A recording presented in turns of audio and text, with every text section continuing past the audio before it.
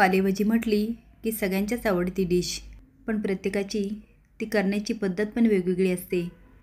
आता काहीजण ह्यामध्ये शेपू टाकतात, तर काहीजण पालक टाकतात, पण मी ह्यामध्ये काहीच ॲड नाही करणार.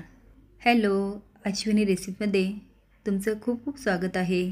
इथे मी आंबट चुका 5 ते 6 पाण्याने स्वच्छ धुवून घेतलेला आहे, जेणेकरून माती वगैरे असेल तर निघून जाते. आणि ह्यामध्ये निवडताना मी थोड्याशा काड्या पण ठेवलेल्या आहे, कारण ह्या भाजीच्या देठामध्ये पण आंबटपणा असतो. आता ही भाजी मी बारीक चिरून घेते. पहिलेच पातेल्यामध्ये पाणी गरम करायला ठेवलेले आहे आणि 15 मिनटं झाले डाळ आणि शेंगदाणे भिजत टाकले होते, जेणेकरून हरभऱ्याची डाळ भाजीमध्ये लवकर शिजते आणि भाजी कापेपर्यंत ही अजून पाण्यात शिजते. आता टाकते मी बारीक चिरलेली भाजी. आणि कुठली भाजी असो ती पहिली धुवायची आणि नंतरच कापायची. इथे आपण बघू शकतो ह्या भाजीचा पूर्ण कलर बदललेला आहे. आता ही शिजते तोपर्यंत आपण मसाला काढून घेऊया. तर इथे मी 7 ते 8 हिरव्या मिरच्या घेतल्या आणि 9 ते 10 लसणाच्या पाकळ्या. वाटण काढेपर्यंत भाजी पण शिजली. पहिले आपल्याला भाजीचं पाणी टेस्ट करून बघायचं.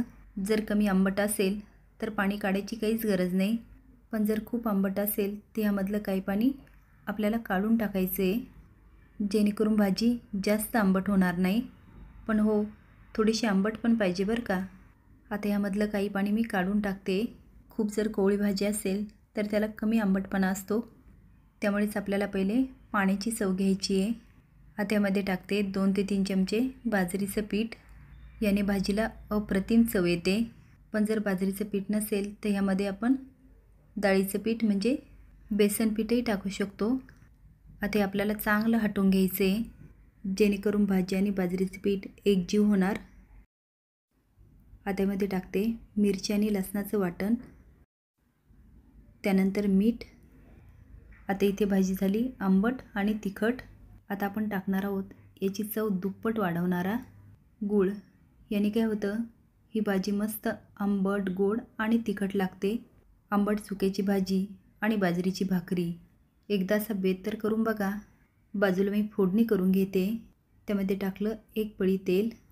लसणाचे बारीक काप नाही, इथे नाही टाकायचा, तर आपण टाकणार आहोत हा फोडणीसाठी. आता मी तेलामध्ये लालसर फ्राय करून घेते.